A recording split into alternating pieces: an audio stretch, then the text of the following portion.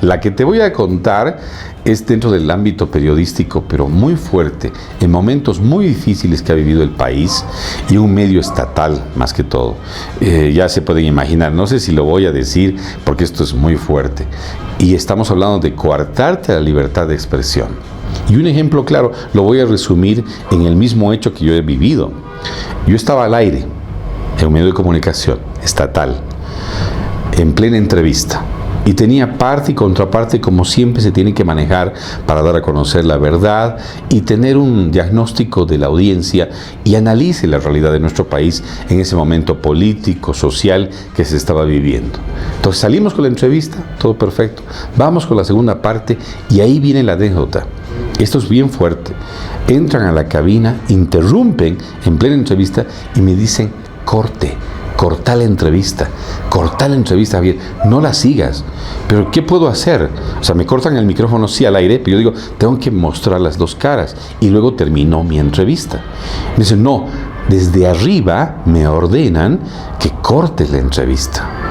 ¿Qué tal ese pedacito para entender de que no somos libres, estamos siempre supeditados y ahí viene el dolor profesional cuando estás dentro de un medio de comunicación, ya sea estatal o privado? Y esto hay que reconocerlo, siempre hay directrices que tienes que seguir, si no, estás fuera.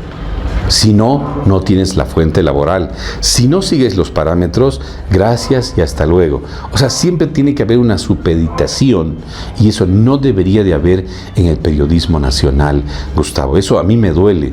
Yo veo muchos periodistas independientes o dependientes, no, nos han dicho que hagamos esta cobertura, que enfoquemos en este sentido la información y no expresar realmente lo que está pasando con la gente, lo que realmente está sucediendo y ponerle esos maquillajes, entre comillas, para hacerle entender otra realidad a la audiencia que está siguiendo.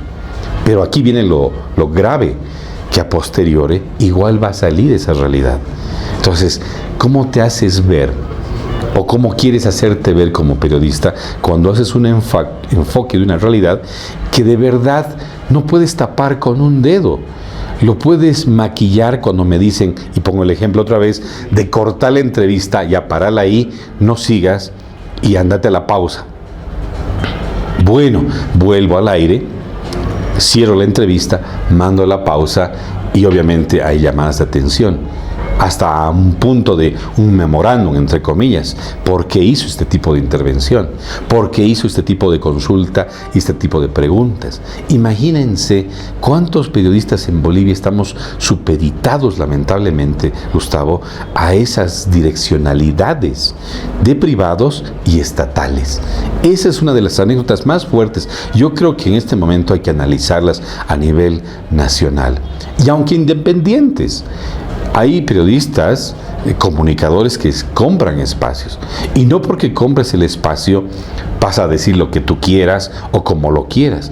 Un ratito, aquí hay parámetros, te dicen, ¿no es cierto? En el medio, esto puedes decir, estos temas puedes hablar, estos no puedes decirlos. Y entonces ahí viene la diferencia cuando quieres decir no solo lo que tú piensas o sientes, sino lo que la gente necesita.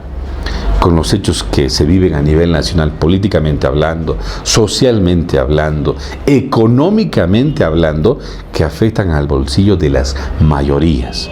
Y cuando estos grupos de poder reducidos te manejan, y hay que tomar en cuenta, dice, pero ¿por qué no pueden expresar?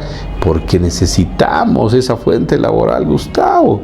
Si no tenemos esa pega, no vamos a tener que comer, que llevar a la casa, a la familia. Entonces tenemos que bajar un poquito la cabeza y decir, acepto, y seguir ese camino. Lamentablemente, no existe esa plena libertad de expresión, acceso a la información pleno como debería de ser. Es una de las anécdotas más fuertes que me ha tocado vivir. Y no solo en un medio, en varios medios que también en algún momento les voy a contar. ¿Qué hiciste después de ese episodio?